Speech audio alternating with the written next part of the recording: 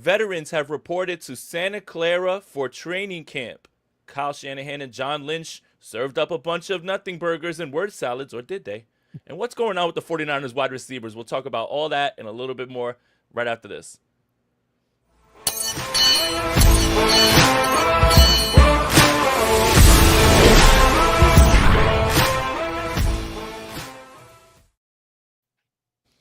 I'm Jason Aponte. That's Rob Stats Guerrero filling in for Steph Sanchez today. This is the Bully Ball Podcast, the only podcast that is going to vote for the correct AL MVP.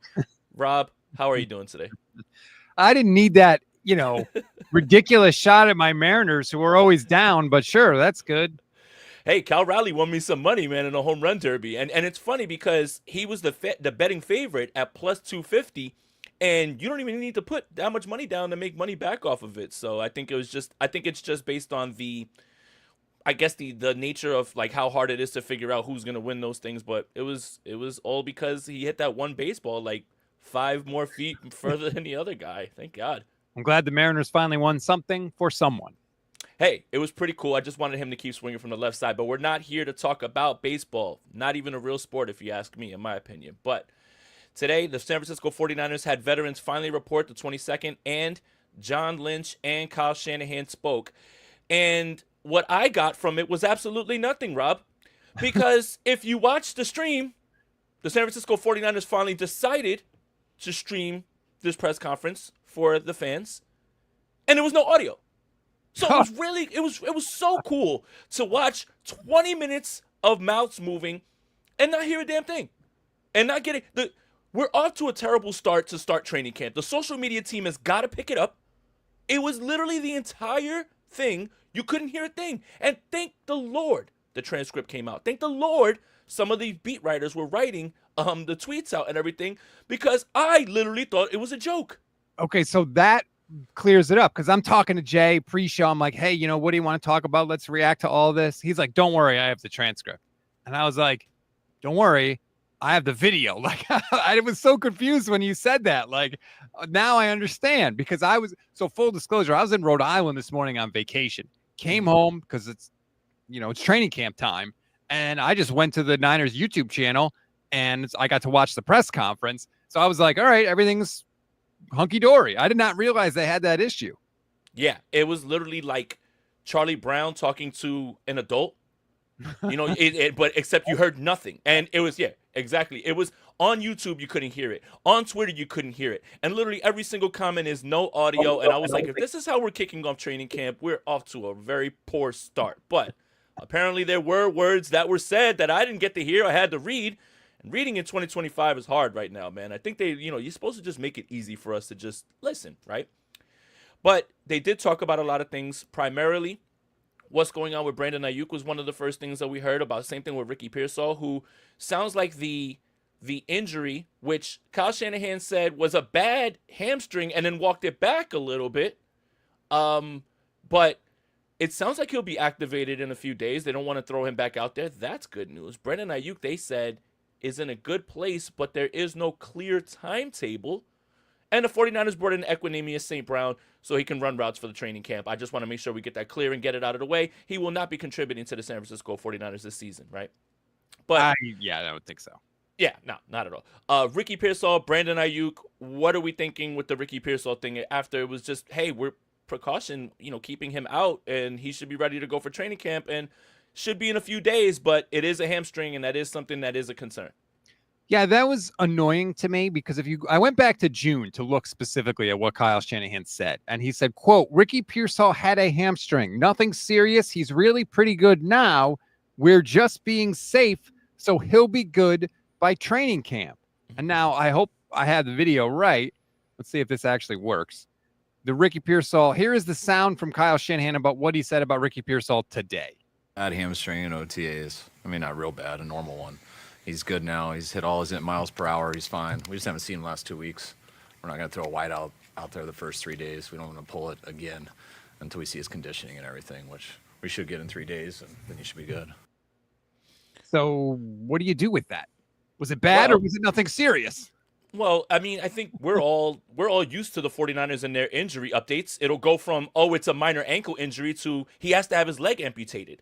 Like this is like these are the fluctuations of these injury updates. And it's funny because Kyle walked it right back. He had a really bad hamstring. It's a normal hamstring. Well, which is it, bro? And you know what?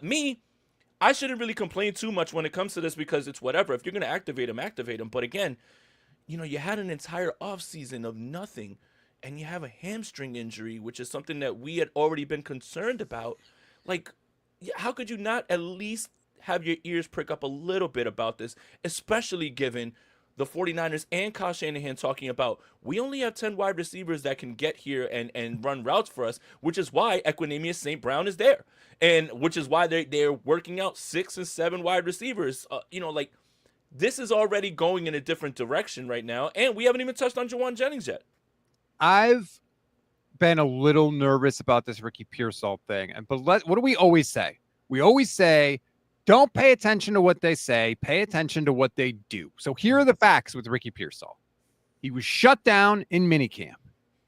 He was put on the PUP list for training camp, and Kyle Shanahan said he's going to miss at least the first 3 days of practice, and they're going to see where he's at. So whether Kyle calls it a bad injury or walks it back immediately and says not a bad injury or says it was normal, they're just being precautionary, whatever, here's what they have done with him, which is really handle him with kid gloves to this point. Yeah, absolutely. And for me, I don't care what the process is to get him rolling, but let's get him rolling because we do need this guy to get in there because we have to figure out what he is, right? And then when they were asked about other wide receivers, yes, we're aware of the Demarcus Robinson situation. We don't know. We're going to let that play out as well, too. So that's another wide receiver that, you'll have in camp. But what are you going to rely on getting closer and closer into the season? Because you look up and it's July 22nd already. Before you know it, you're already in your third preseason game, and we're already right there on the doorstep of week 1. All of this has to go in the right direction. And then when you add on Brandon Ayuk with no clear timetable now, which, look, okay, that one, I know we got the encouraging report from Matt Mayoko that week 1 isn't out of the question, and I never thought that Brandon Ayuk was going to play week 1. Never.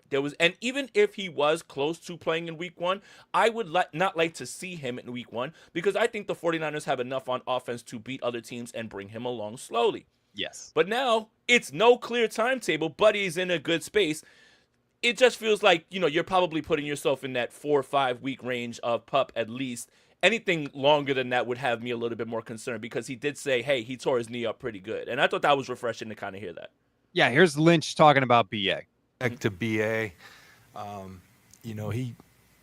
He did a lot to his knee, and I would tell you that he's in really good place considering all that. Now, what does that mean in terms of a timeline and all that? We're continuing to assess and get information. He did a lot of his rehab away from here. And so, I think when you get these guys back, there's all kinds of objective measurements that you want to do. And so he'll be working on his rehab and with our guys. And I think we're encouraged on where he's at, but not anywhere close to having a set in stone timeline. Did you notice, Jay? Watch what he first part he says with respect to Brandon Ayuk and what happens with Kyle and John. They both at the same time touch their face. Watch. Respect to BA. Yep. He Nice. did a lot to his. They I did love it at it. the same time. I love it. That's why I was kind of upset with myself when the audio wasn't coming out. I'm like, listen, we're body language experts. We read between the lines, and now I can't read mouths anymore. Like I'm losing my fastball here, man. Like this offseason's killing me.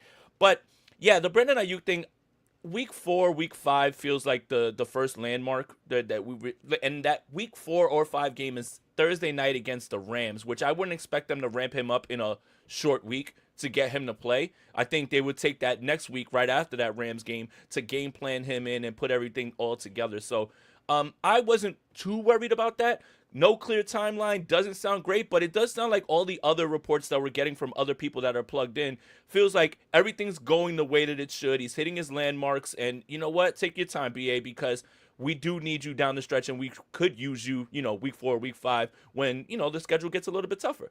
Yeah, the whole week 1 thing. Like, who thought that was? No. He got injured, almost the middle of the season against the Chiefs. So the ACLs, we know, generally take at least a year. So that would put him out for half a season. And they even said later in the press conference that basically all the ACL guys, so Ayuk, Curtis Rourke, Malik Mustafa, they were hopeful for the first half of the season. I think that's really the window that I would look for. The Malik Mustafa one is very, very interesting because that didn't feel like it did feel like they're kind of bracing you for him not playing for a while, right? And that's a little bit more concerning. So good news is Jair Brown is healthy, so he'll get his first crack at it, and it'll be him and Jason Pinnock. But the Malik Mustafa thing, I think that was the part that kind of went over people's heads or just kind of got glossed over, was that he's in danger of missing a good chunk of the season as well, too. And that's a little bit more unfortunate because we know so little about what this safety position is going to look like moving forward. Yeah, I was on with somebody a few days ago. I can't remember who it was, and I apologize, but they were like, what's the scariest position on the Niners? And to me, it was safety, because I know defensive tackles, unknown, because we've got a bunch of rookies there, but there's reason to believe they might be okay. With safety, we don't know what the hell's going on. And speaking of defensive tackle, if I'm not mistaken, it was Mike Clay of ESPN who called the 49ers defensive tackle room, quote, the worst in the NFL. Yeah. And that's harsh. I wouldn't agree with that all the way, but it isn't the primary strength until we start to see all that stuff. So speaking of wide receivers, I guess we got to talk about it. And there was a deadline that was set up for Jawan Jennings coming into training camp. Pay me or I'm going to ask for a trade. Sounds like they both believe he's going to be there. And it sounds like they both have said he has not requested a trade. But is it holding out or is it holding in? And are we doing this again? No. Like we did last year with Brandon Ayuk. No, we're not doing. This is not the same thing. I know that people are like, it's another 49ers wide receiver. Jawan Jennings is not holding the 49ers offense hostage in a way that Brandon Ayuk did. Like, there's levels to this stuff, right? Isn't that what the kids say? I'm sorry, man. You're Jawan Jennings. You're wide receiver 3. I know that there are injuries and he's wide receiver 1 to start the year. You're wide receiver 3, man. You are not on the same level as Brandon Ayuk. I am not worried that Brock Purdy can't throw to Jawan Jennings in camp. I'm not. I'm sorry. It's not the same thing, even though he plays the same position as Debo and Brandon Ayuk. Here's the thing. Kyle Shanahan's got to play 4D chess, and he has to keep another emergency quarterback on there with like Jawan Jennings, right? Like, so he has to be, he can't just not show up. But I do think they are caught in this weird spot of we have no idea what the hell is going on with our wide receiver room and how it's going to look moving forward. Although Jordan Watkins and Jacob Cowing, I don't know how long you're going to get all of these reps, but you better make every one of them count when you're out there if you really want to make an impact. And kind of led me to something else that Kyle Shanahan said, because we have a lot of problems at times with the doghouse and how long the leash is for rookies. And he kind of was saying, yeah, we're going to put the best players out there, but, we might not just go to the vet. That's completely contrary to how it is that Kyle Shanahan is operating. I wonder what the change is now this year, talking about how the rookies are going to get as much playing time as they can and learn with reps, and they're prepared to take bumps and bruises. It's a little bit different than what we've heard and how he's acted.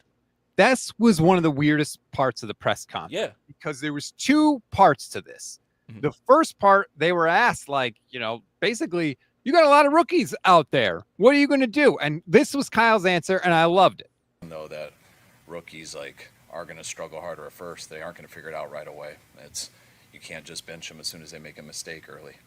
That does take reps. No matter what you do, you need a lot of reps to get good at anything. And these guys really need those reps. They haven't had them. They don't get them in the off season. They get them through playing football. And that's why you hope as they get those reps, they're not catastrophic, because we're all judged on wins and losses. But there's some ebb and flows in it, and if they're made of the right stuff, you can overcome those mistakes, and they eventually fix them. So that sounds great, right? Yeah. Awesome.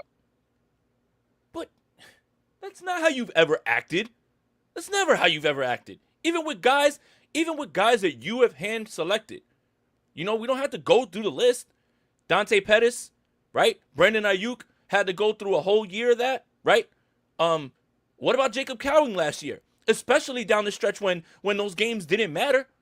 What about that? What about other players, right? Let's not forget, Dominic Purdy played because every other guard got hurt, and then he played well.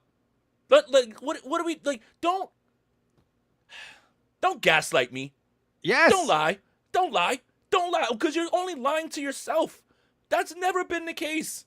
But this is the craziest part of that, right? So you're everything you're saying is 100% right. And to his credit, Grant Cohn followed up immediately after that and said, Kyle, are you saying that you will play rookies even if it costs you a couple games early because they make mistakes?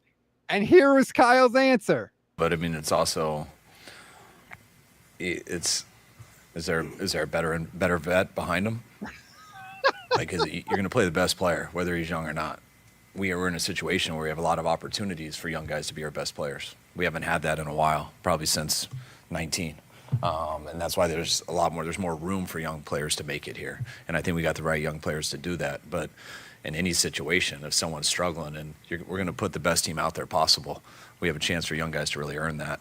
But if there's someone better behind them, we're judged off wins and losses. You're going to do what it takes to win that game and then try to get a guy ready for the next week. But you're always going to put the best guys out there. And he cited 2019 and said, we started Debo. You know, we played him a lot. Took him a while to get going. We went to Dre Greenlaw, who was a rookie. We went to, and then the other one that pisses me off is like, oh, well, we started Nick Bosa. Yeah, like you were going to not play Nick Bosa. What a brilliant idea for the number 2 pick, right? Like that's not at all the same thing at all. But I think he's saying this because he knows he has to play these guys. And they're going to have to get meaningful reps. Just the numbers, just the number game. Like that's what's going to happen. But we have yelled and yelled and yelled, even going all the way back to Trey Lance. How is Trey Lance ever going to learn anything if he never gets any reps, right? And we understand what happened with Trey Lance. We get it. But I love this whole like newfound philosophy of you got to let them go through the bumps and bruises and you got to let them go through the ebbs and flows. Well, where was this a few years ago? My goodness, man. Like, where was this a bunch of times? Like, what the heck? You got to let rookies play. You can't bench them as soon as they make a mistake. But if they're struggling and there's someone better behind them, then we're going to play the better guy. So, like, I don't know what his actual philosophy is going to be. But what I know is what he has done to this point. And what he has done to this point is when you screw up, your ass hits the bench.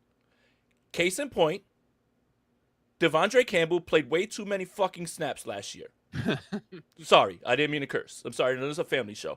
But if you want to go through the bumps and bruises, let D Winters get beat and let him learn because Devondre Campbell's trash.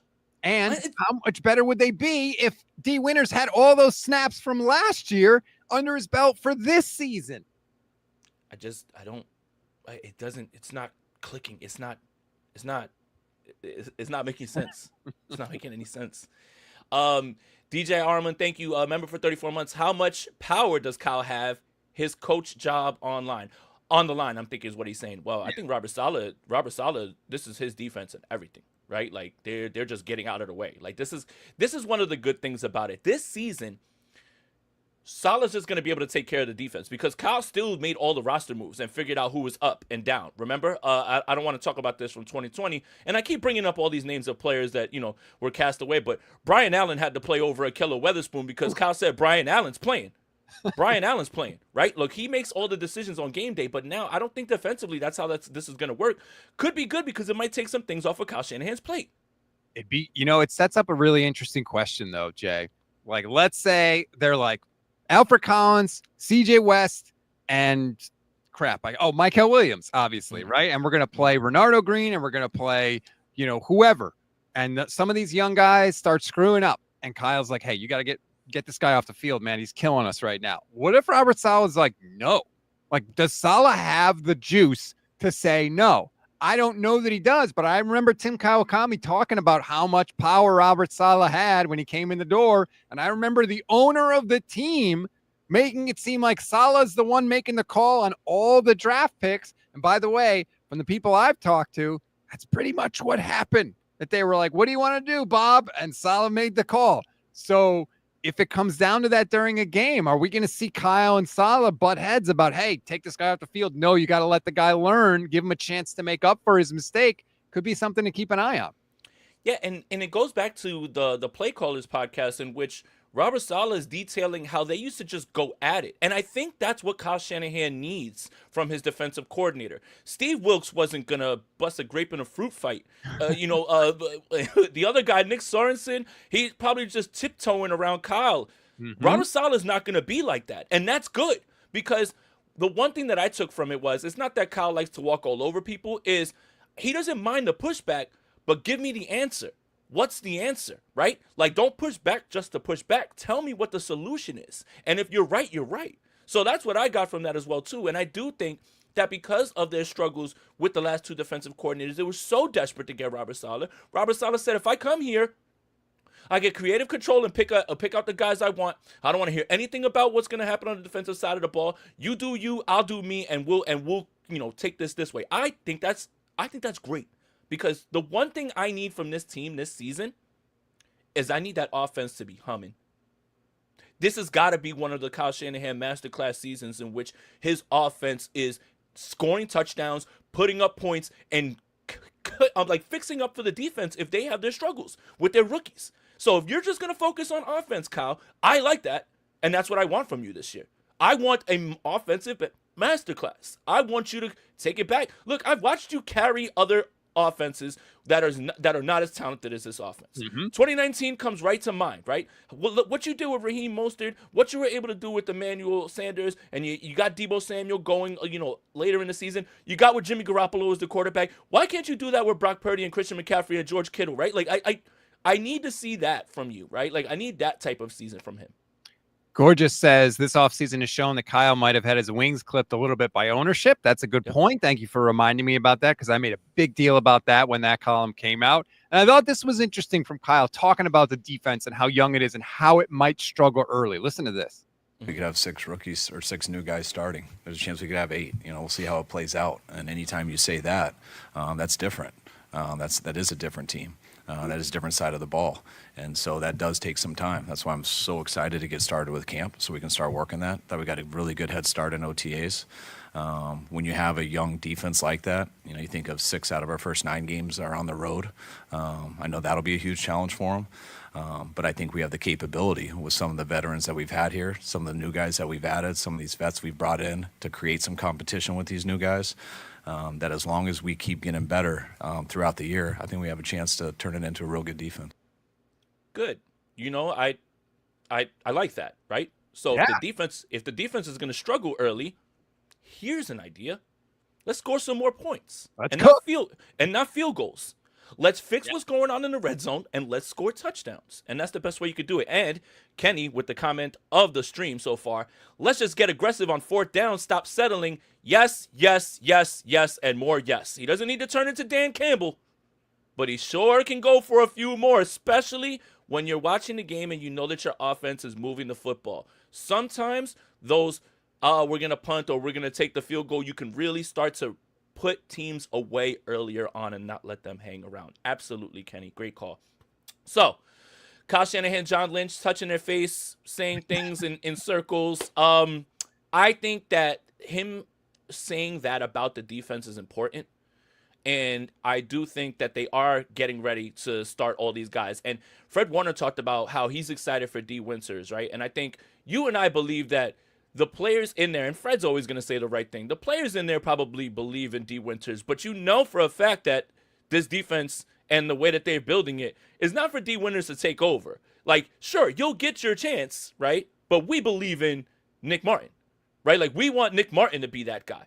So it's going to be interesting to see how this all plays out. And again, like in this instance, and what I was saying about Devondre Campbell, is it going to be Nick Martin? Or is it just going to be, I trust D. Winters for a little while, right? Like, that's what's going to be interesting. I think all those defensive linemen have to play. It's just out of necessity. I mean, it's just out of necessity. They've got to play. There's no other, like, you're not going to bench CJ West because you're like, oh, Evan Anderson was here last year and he played really well. Or Kevin Givens has been here for a bunch of years. He's going to play. No, like, you've got to roll with these guys. So it is a good message.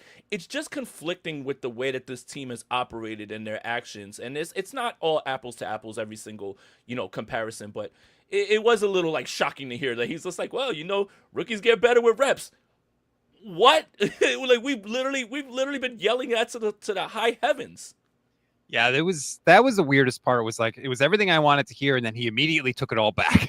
Right after that, was like, okay, so it's pretty much the same. But you're right about the defensive linemen; like they have to play because there is no one else. They have to play. So then, if you're Kyle, like, do you want potentially 3 rookies on the defensive line? Then you want another rookie in Nick Martin at the linebacker position, and then you want a second-year guy in Renardo Green, and then at the safety spot, you're probably going to have Jason Pinnock and maybe Jair Brown. So I guess Jair Brown is a veteran because he's been there, but like that would be a lot of youth at almost every level of the defense. And I could see where that would scare Kyle a little bit, but they may not have a choice. But Kyle also talked about relying on Renardo Green in his second year and the leap that those guys are going to have to take. Like, talking about, we're really excited about this draft class, but last year's draft class, we are going to lean on them heavy. And obviously that makes sense. Ricky Pearsall's got to play. Renardo Green has to play. He's really good, right? The same thing with Puni. Those guys are good and they have to play, right? Like but it's him talking about, yes, we're really excited about this draft class, but I'm going to be relying on my rookies from last year to really take that big leap. And then I guess it brings it all the way back and ties it back to the fact that Ricky Pearsall really has to pan out for this team, man, and how important he is because, again, I've said it multiple times, this isn't a guy that you took in the 6th round that you're just like, oh, we hope he's good, we're really high on him. You took him with a 1st-round pick. He has to be good. He has to be good, and he has to be a big contributor. He can't just be a fan favorite. He can't just be a guy who catches a few passes. He has to be a contributor, otherwise it's a swing and a miss whiff on a 1st-round pick, and we all know who you probably could have had. I hate doing that game, but yeah. He can't be, and this is going to sound like a shot, but I don't mean it like one. He can't be Juwan Jennings. He's got to be better than Juwan. Juwan Jennings, I hope you're not listening to this because I know you have a really kind of crazy attitude. Don't run down on us or anything like that is what I'm saying. He has to be better than a guy who in the year of his life still couldn't get 1,000 yards. I'm sorry. He does. And he's going to fight and he could have got it. Yeah, maybe. Great. Okay. But he didn't. Okay.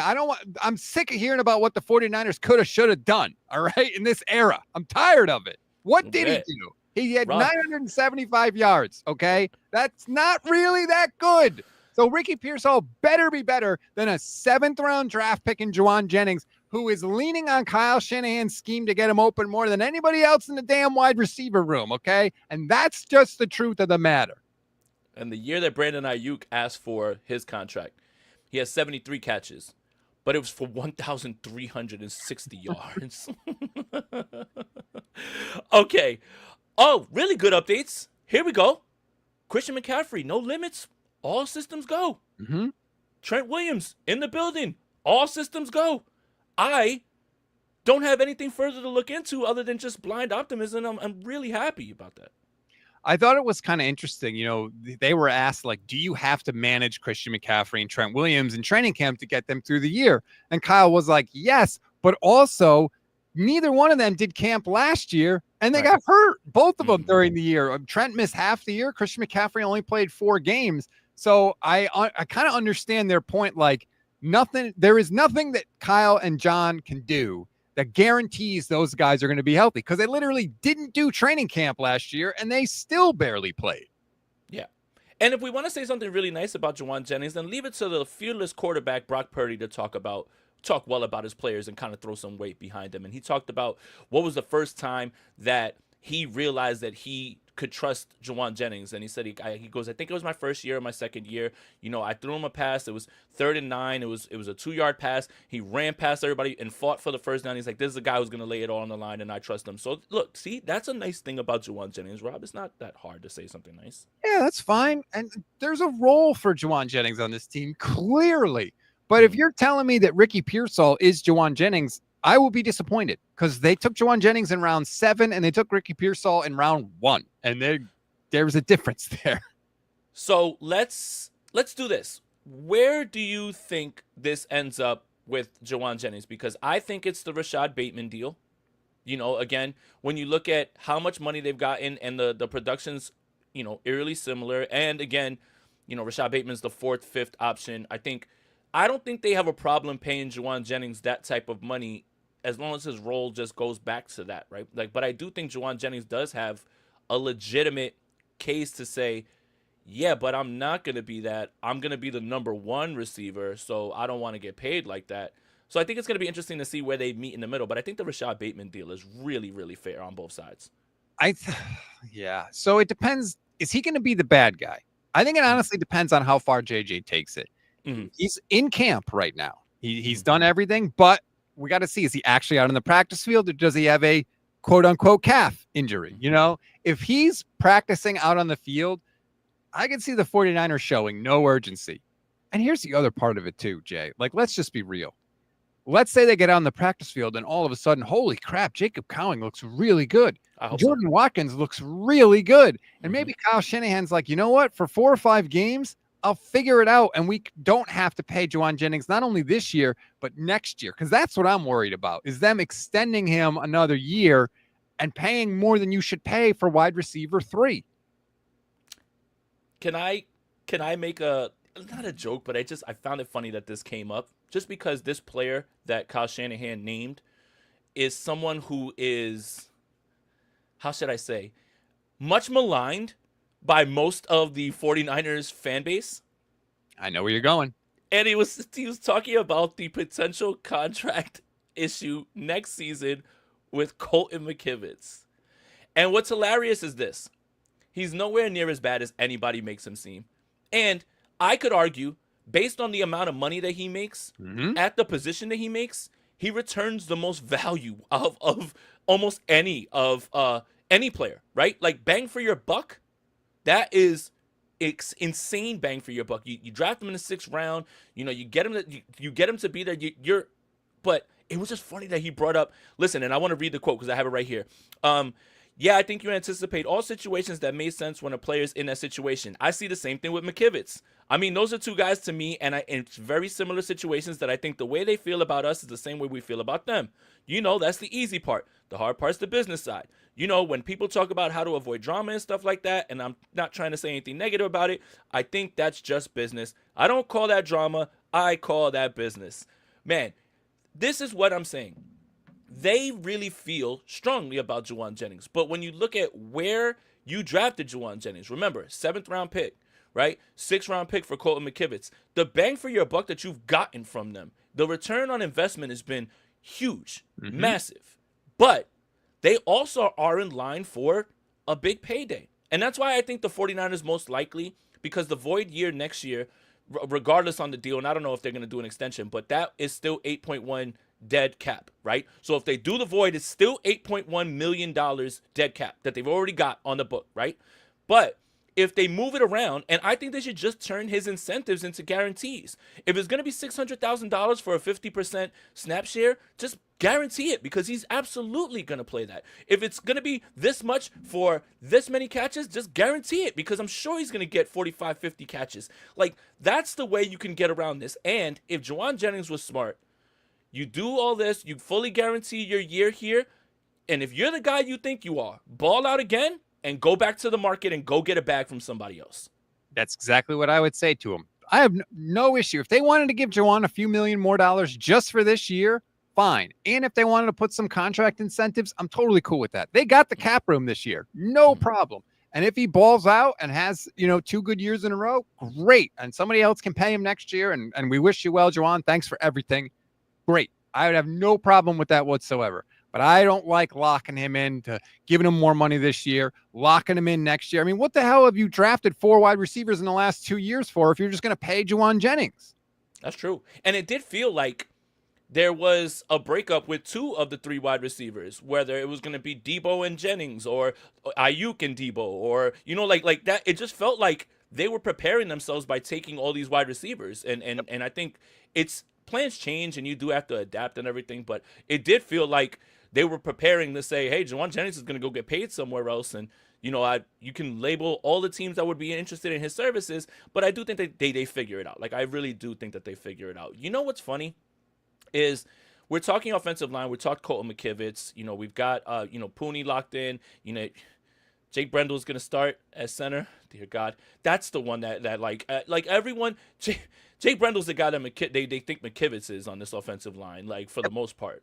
But left guard's really interesting because Ben Barch hurt himself outside of the building, and Kyle Shanahan named Nick Sakel as And that was the first name he brought up was Nick Sakel and Spencer Burford, which makes sense because Spencer Burford is exactly from the left side, right? In college, that's where he played most of the time. But he did say, yes, he was taking a lot of the reps during OTAs, but he hasn't won it. And there is going to be a competition. This is going to be really interesting to say, like, he's the betting favorite, but who's to say that maybe Burford doesn't pop out? And who's to say that maybe Zakel doesn't do it? It's pretty cool that they at least like mention Nick Zakel because he never gets any love for anything. A wild Nick Sakel appears after like 80 years in the league. Mm-hmm. I did think that was interesting, though, because Barrows had said multiple times this offseason that he thought that basically Barch had the inside track on the job, that it was his job to lose. Now, maybe he did because he got hurt, but Kyle was asked specifically today, does he have the inside track on that job? Is he sort of the guy? And Kyle said no. Like, no, he just flat out said no. And usually when Kyle says that, it means not only do you not have the inside track, but you got work to do. And so maybe it truly is wide open at the left guard spot. I think we all kind of penciled Barch in, but maybe it's not that anymore. And we could see, Nick Sakel or hell, maybe Drew Moss gets it. Who the hell knows? Connor Colby, second team all Big Ten, man. I think that's really one that's underrated. I think something that's kind of fallen a little bit by the wayside just because the particular details of this instance aren't exactly horrible, but they were asked about the Diamador Lenore situation, and they said, listen, we spoke to him. There's obviously a process going on. We obviously don't want him to be involved in any of those things, and that's it. We've just got to play it out, and we love him, and he, we want him here. And again, like when you read the details of it, it's not something that you're like, oh, that's just a bad decision. It's stupid. It was dumb. It was really silly. Like you just can't have, like, why even like be in a situation like that? But I was kind of interested that they brought that up and they asked them about it and they just were like, yeah, like it's going on, but they don't seem too worried about it. The fact that they didn't seem too worried about it. I mean, technically he can be punished by the collective bargaining agreement. You don't have to be charged with a crime to be punished. But what he did was it was a dumb thing to do. It was such a minor thing. He didn't hurt anybody, right? He didn't even lay hands on anybody. It's a little immature. Yeah, it was an immature thing to do. So I would be stunned if the league punished him, but they could. But it didn't sound like the Niners were expecting that. Yeah, it sounds like that's an open and shut case now. Like we don't have to really, worry about that. I would be shocked if the NFL would come down on Diamador Lenore with that. Yeah. Yetur Gross-Matos and Andre Dillard injured. Andre Dillard is absolute depth fodder on this offensive line. I don't really care. Yetur Gross-Matos, that's a little bit of a different story. The 49ers need him badly this year. They need his flexibility, and they just need the bodies. So that one is a lot more concerning, although Kyle says I think it's similar to Ricky Pearsall because they've been away. We could put them out there right away and with how they check, but we're going to be safe, evaluate them for the 3 days with their health trainers, and we'll decide when we want to put them out there. And they may not be around for the unpadded practices, but it sounds like those unpadded practices, the first 3, 4, I believe they were talking about, are going to be unpadded. You can only do 3 in a row, and then you have to have a day off, and then you do your 4th, if I was reading the rules right. I think that's when we'll... If guys are not out there when pads start popping, that's when I'll really start to kind of feel like, oh no, like what the hell's going on? Right. What happens with Ricky Pearsall in the first couple of days might give us an inkling, but if he's out there when the pads come on, then we don't have to worry, unless of course he misses the second padded practice. But you know what we're saying. The first couple of days, I think if you listen to what John and Kyle said, they sort of want to get the lay of the land. They had some guys that had some medical stuff at the end of minicamp, so now we want to see where you are. I think they even said that Ricky will be out on the field, like working out off to the side. So it's not like he can't do anything. So they're just trying to, I think, check out where everybody is, and then they'll make their determinations when they actually have to, which makes sense.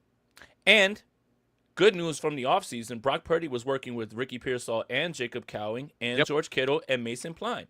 Great news, and that's really good. Again, these first 3 days, these first 4 practices that are unpadded, it doesn't sound like Ricky Pearsall is going to be there. And I understand that they want to put more weight on these padded practices because that's really when you start to figure out, what is it? I spoke to a former player who said that, hitting in training camp is like building up that callus. It's like burning the callus and getting it hardened because you're going to have to do this for the rest of the season. So that's really when they're going to start to be able to evaluate, and you'll figure out whether guys are getting off press and how they're doing with the physicality. But Jacob Cowing really, really has an opportunity here to step up and at least make the decision difficult for them to just turn away from him. But Kyle, you only get better with reps, man. You said it yourself. I'm using your words, so I don't want to hear that, right? Like if he's not doing well in training camp, I can't put him out there in the games. But I can put these guys out there in the games. You can't have it both ways here. Jacob Cowing's got to get some reps here if you want to find out what he is. A veteran mistake is worse than a rookie mistake because rookies can grow and learn from it. And chances are veterans have had their chance to do that and haven't taken advantage of it. And I want to remind everybody of something you said. I think it was last year. It may have been the Trey Lance year in 2021. I can't remember what year it was.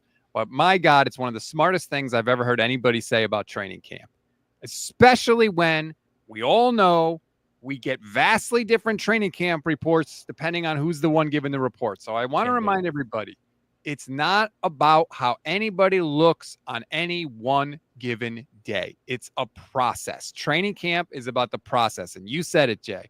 It's how are they coming along from the beginning of camp to the end of camp. And look, we're going to be talking every day about training camp. Steph Sanchez hopefully is going to be there for us, giving us training camp reports. So I'm not acting like we're above it because we're going to talk about every day when it happens. Mm-hmm. But keep the bigger picture in mind. I love when you said that. So I'm stealing your words while you're on the show with me.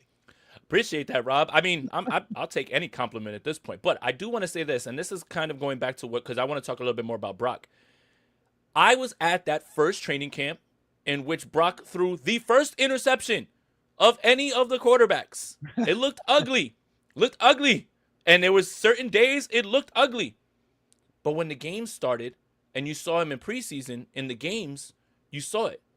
So it definitely is. The first day, I'm old enough to remember, who was the wide receiver that was wearing 84 and they were calling him AB? Trent Sherfield. Yes.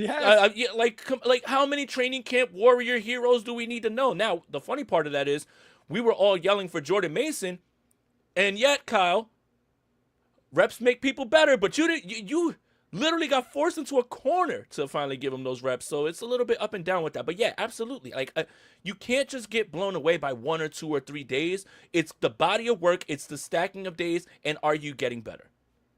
And I think we all need to keep that in mind, me included. Because, dude, I want to see Pearsall bowl out. I want to see Jacob Cowing play and Watkins. Like, I've made no secret of the fact that I would rather see those guys on the field than Juwan Jennings. I just would. But I need to keep in mind that, one good day of Ricky Pearsall or one good day of Jacob Cowing doesn't mean that, oh, my God, they're great and Kyle's screwing up completely if he doesn't put them out there. It is a process, and we got to take the whole process into account before we decide who should be out there, just like Kyle's going to have to do, because he doesn't have to make the week 1 lineup until week 1. Absolutely. And just the shots at 15. I'm just going to keep calling them 15 now. Not a shot. Let me ask you a question. Yes. In your mind, when you hear a quarterback say, I'm a little stiff, I'm somewhat more of a stiff quarterback, what does that mean to you? Yeah, this was really interesting. Brock continues to say he wants to work on his mobility. He said that after his first season, and he said it he said it today. And he said, I'm kind of a stiff quarterback. And they asked him, like, what do you mean by that? And he essentially said that everything with him is really compact. And so he needs to make sure that his mechanics are right when he's outside the pocket, when he's changing his arm slot. I think that's something that he really has to work at. And he is not a guy that naturally can just sort of call upon that whenever he wants. Like, he has to really make an effort to be able to make those kinds of throws. Yeah, and it was just interesting to say because he was asked, again, like to clarify, and it said, what do you mean you're more of a stiff quarterback? I mean, just like mobility-wise, my arm and stuff, I feel like I'm a compact quarterback, and so just making sure I'm stretching and trying not to be loose or anything, but a guy who can make certain arm angle throws and stuff like that. So working on that. Because Purdy's base is so important, right? And I think that's what he means about his compact, right? Like, he needs his feet under him, right? But I think he wants to try to at least in certain aspects, and please listen to me, Brock. If you're on the run and you throw the football, please don't not far down the field, please. Like it's got to be like intermediate, please, please, please. But I think that's what he's talking about is being able to make more of those throws, right? Like we watch some of those other guys who have like huge cannon arms, like throw it down the field. I don't think that's what he's talking about, but I do think that he sees opportunities when he's running with the football to throw on the run, but it's got to be in the right window and it's got to be right in the right area. You don't want to press your luck, especially down the field. And Brock does seem to be a guy that's aware of his limitations. He's even said on the Bussin' with the Boys podcast, like he doesn't consider himself necessarily like an elite athlete when it comes to like running and jumping and all that stuff. So he's not, I think he understands what he is and what he isn't. It's just sort of the fine tuning of that he's still working on. Again, this is still a guy and a quarterback that is in the very early part of his career. He's got 2 full years as a starter. One of those was very good. One of them last year was not very good. So, it's not a finished picture, so to speak. Yeah, absolutely. And look, we all kind of we always think that everything's a finished product, right? Like there's no way that somebody can get the guy is what he is, right? Like is usually what you hear, right? Early on in Josh Allen's career, it was, man, this guy's an absolute turnover machine, and now he's like one of the more dominant players in the league. He can still turn the football over, but he got better. And how did he get better? With reps. Lamar, the NFL tried to turn Lamar Jackson into a wide receiver. And he's one of the better and listen to me say this very clear. He's one of the better pocket passers in the league. And I think that part of his game never gets looked at because he does all these other amazing things, but he can deliver the football from the pocket. How did he do that? He's developing. There's still another level for Brock Purdy to get better at, especially when you consider better supporting cast than last season, being more comfortable, maybe even some good protection. It would be really nice for his security blanket, Trent Williams, to be back, right? Like all of these things factor into the player, right? Like, and there's still ways for him to improve. I think we're just all I think NFL analysis altogether, especially around quarterbacks, is just this guy is who he is. There's never going to be any change, and he's not going to get any better. That's it. This is who he is, finished product. It's year 4. Let's you can still see some things, and some players play their best football going forward. I mean, I'm not trying to compare him to Tom Brady, but Tom Brady was very much a game manager early on in his career. And what did he do? He got much better because, he's the GOAT. You know what the frustrating thing is for the whole Purdy discourse? Let's say Brock is on it this year, right? Let's say Brock, he talked about wanting to, get really back on top of his reads and everything. Let's say he's on it and he is dropping back. He's diagnosing the defense pre-snap and he knows this is going to be my guy because I'm ruling out reads number 1 and number 2 before the ball's even snapped, right? Snap the ball, throw it, completion, yards after catch, all that stuff. You know what everybody's going to say? Oh, well, he's got Christian McCaffrey and Trent Williams. He's got the Avengers back. Like there is no room in the discourse for Brock Purdy to have progressed as a quarterback and have a better year than he did last year. If he's better this year, it's only because those guys are healthy and back, and it can't be anything else. Can I say something that's kind of like, it's kind of tied to that, just because there's been a long online discussion these last few days about Jalen Hurts and where he fits in the top 10 quarterbacks. If I'm an Eagles fan, you think I give a shit where you rank Jalen Hurts? We just won the Super Bowl. So, Brock, they could rank you 32nd. If you win the bowl, I don't care. And we should stop caring about that. Are we going to win a Super Bowl with Brock, right? If I'm an Eagles fan, I don't get all bent out of shape if someone says Justin Herbert's better than Jalen Hurts. I don't care. My team won a Super Bowl. We beat Patrick Mahomes. Rank him 38th. I don't care. It doesn't matter. But the same thing that should be applied to that is the same thing. We get all bent out of shape, and I know it's good for content. We get bent out of shape all the time when, Brock is like 14th, 15th, and you see a name ahead of him, right? Like, or somebody says Sam Darnold is better. Like, I understand getting mad at that, but at the end of the day, if the 49ers and Brock Purdy win a Super Bowl, rank him 50th. I don't care. It just makes you look dumb. I don't care. I'll take the ring. You can have the number 5 quarterback in the league, the number 3 quarterback in the league, because those guys haven't won it either. You take the rank, I'll take the ring. And I agree. Like, and does anybody think the Eagles can't win a Super Bowl this year? No. So, like, again, yeah, you don't care if you're an Eagles fan. This is an interesting comment from Weenson, who says Brock is the Hawkeye of the Avengers. He won't get credit for being a superhero because there are superpowered people around him. Hawkeye's one of the best archers in the world in the MCU. Like, yeah. It's a good analogy for Brock, really, but No, I get it. I get it. You know what though? I would give Brock Captain America. Like, yeah, Captain America has super soldier serum, right? But I'm just talking about like demeanor, leader, right? All American boy, right? Like that type of guy, right? Like Iron Man can fly, Hulk can flip everything. Yeah, he's super strong. Yeah, he can fight and everything. But you know, of the super powered ones, he's the least sort of, right? Like I guess he has the least amount of superpowers. So I guess Hawkeye works though, but he's not the leader. Captain America is. and I think it's shown over and over again with Steve Rogers that what makes him special is not what came out of the bottle. And that's Right. the same thing with Brock Purdy, right? It's the leadership. It's the making people around you better.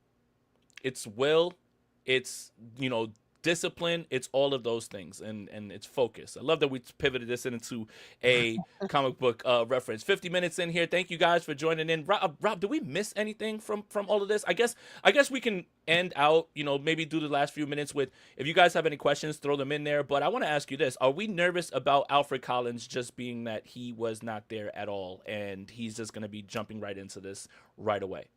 I would be nervous if he wasn't under contract or if he wasn't healthy. But everything that we've heard is that he's all set. He's all good to go. You would have liked him to be part of OTAs and minicamp, but at the end of the day, like, dude, you're a defensive lineman. Stop the run. Get after the quarterback. I know there's things and nuances and stuff you can learn to get better, but like, if I got to pick somebody to miss minicamp, I'd rather have it be my defensive tackle than my quarterback, right? Like, You know what I'm saying? Okay. Can we do a fun little exercise real quick? Yes. Can we select our training camp warrior this season?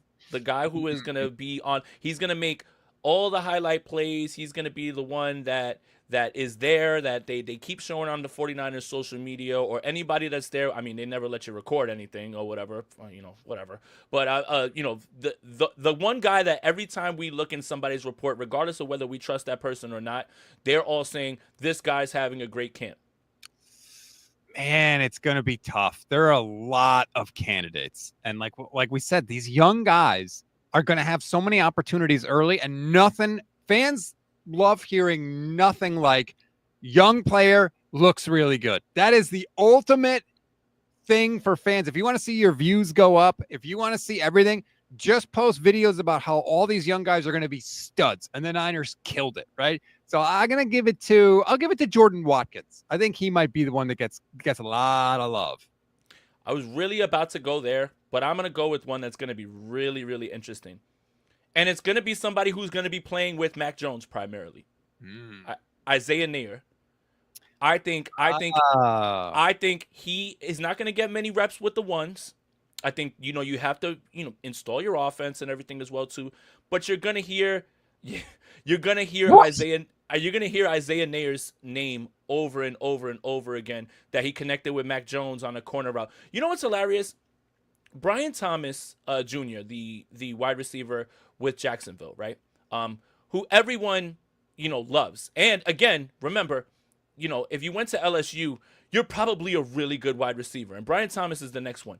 But Brian Thomas didn't really take off with Trevor Lawrence. He took off with Mac Jones. And Brian Thomas is a guy that stretches the field a little bit more and has so I just see, like, if I'm thinking about who's going to get the opportunities, the weighted opportunities, and who's going to be the one who's going to pop out, think about this. Neyor's going to go up against the second team defense, and he's got a lot of speed. He's a big guy. Mac can get him the ball. I think it's Isaiah Neyor. Steph Sanchez is talking crap in the chat, which is hilarious because I'm hosting this show instead of Steph Sanchez. So she just dropped in the chat, I'm kidding, I wanted to leave Jay with Rob. Thanks, Steph. I'm having a blast. But I love that joke. That joke is never going to stop running, at all. I'm just kidding. I needed to get a haircut. Oh, yeah, so she's going to camp for sure. That's exactly what's going on. Right, yeah. She's going to camp. As if the hair could ever look bad. But no. Listen to me. If I'm going on a plane, I'm not. I got to have a haircut. Like, you need a fresh cut? Always. Come on, man. I got to save 3 paychecks up to do it because of inflation, but you got to make sure that it happens. But yeah, Isaiah Neyor is going to be my guy. I would have said Jordan Watkins, and I do think Jordan Watkins is going to get a fair amount of run with the ones. But if I'm looking at that guy that is going to be running with the twos, I think it'll be him. But it would be really interesting to see if we can get some good news about another tight end outside of George Kittle and just see what that goes, even though it's just going to be Luke Farrell out there blocking, right? The Nair thing is interesting too, though, because he is a guy that has incredible physical skill. Oh yeah. Like he's got a fast 40 and he's 6'4". And so he's going to be able to, just through, I think, his sheer athleticism, take advantage of a lot of the guys that he's going to be playing against at that point. Like first preseason game, he may go nuts because he might have 2 catches for like 80 yards. And people are like, holy crap. And it's like, well, no, he's just a really good athlete against a lot of guys that aren't in that class. But it doesn't necessarily mean he could play. But I think that's a good pick by you. Yeah, Travis Benjamin has been guys who have been like torn up camp for a little bit. Again, we have one Danny Gray highlight from Trey Lance, which is hilarious.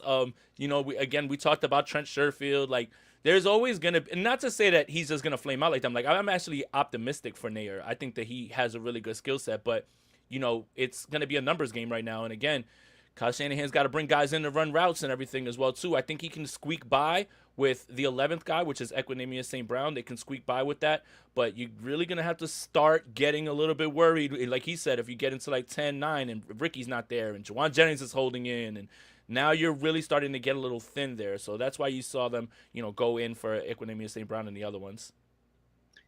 The St. Brown, they just want another podcast host, I think, on the team. The irony of me saying this on a podcast is not lost upon me.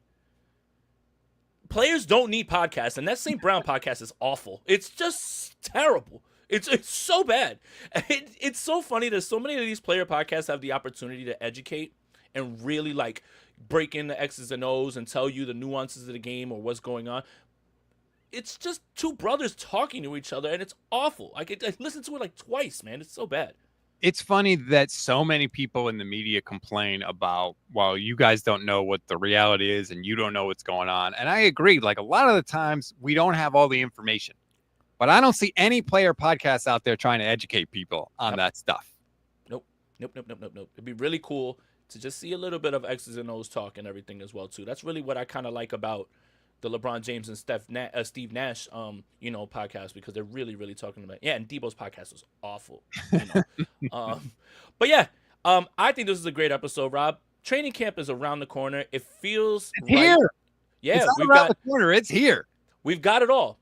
We've got players that are injured, and they got injured outside the building. We've got a wide receiver who wants to be traded or gets an extension. We've got Kyle and John touching their face and giving off bad body language. We've got Kyle and John saying things and immediately walking that back. And we got Brock Purdy saying all the right things, leading this team. It feels like we never left. And it's day one. Tomorrow is like going to be the first day that everybody can go, right? Is that what? Yeah. Okay. So we'll get some videos of them working out. But as you know, the 49ers, they have a strict no recording policy. No recording policy. Like, you will get ejected if they catch you even tweeting. And that's always one of the hard parts about being a training camp, is like trying to duck all those ushers, because, man, those guys are like secret agents. They're not playing. Yeah, it may be even more difficult this year because they changed the practice field situation and they're moving people. I know a lot of the beat writers were concerned, like, hey, are we going to be able to see anything, let alone, us lowly peasant content creators? Can I say something else? Maybe last year was exactly what Kyle Shanahan needed, and this isn't about football. The guy looks refreshed and great. My God, the hair has got gray in it. He looked great sitting there. Like, he looked like he's been rested and he's like refreshed and he's ready to go, man. Like, I have to say, good job, Kyle, because sometimes you come to these press conferences looking like you've been up for, you spent a month in Vegas one day. I think that he's heard it. And if you're watching the stream right now, there's Kyle Shanahan. Look at that hair. I love the drip. I think that's a really nice T-shirt as well. I think he looks good. I mean, I don't know. I guess I'm tripping. I think they've seen the stuff online about, well, look at Kyle when he was hired, and look how losing a Super Bowl ages you and all that stuff. Kyle's clean shaven. He doesn't have the mullet in the back. He doesn't have the mullet anymore. He said it during the press conference. It's time to get to work. And there you go. That's the example. One more thing that you need to add, Kyle. One more thing. Bring the stash back. No. That'll do it. That'll do it for this episode of Bully Ball on the Gold Standard Podcast Network. Guys, thank you guys for tuning in. Make sure you like this video, subscribe to the channel, hit that notification bell for when we go live. Make sure you're subscribed to the Gold Standard Podcast Network wherever you get your audio podcasts. Make sure you follow me on Twitter at JasonAponte2103. Make sure you follow Rob at StatsOnFire on Twitter. Make sure you follow Steph on Twitter at Steph49K. Rob, we made it. No more preconceived, or hypotheticals. We can actually talk about football, and we're gonna have footage tomorrow. Feels like Christmas. Steph Sanchez is a jerk. For Rob, for Jay, we're out of here.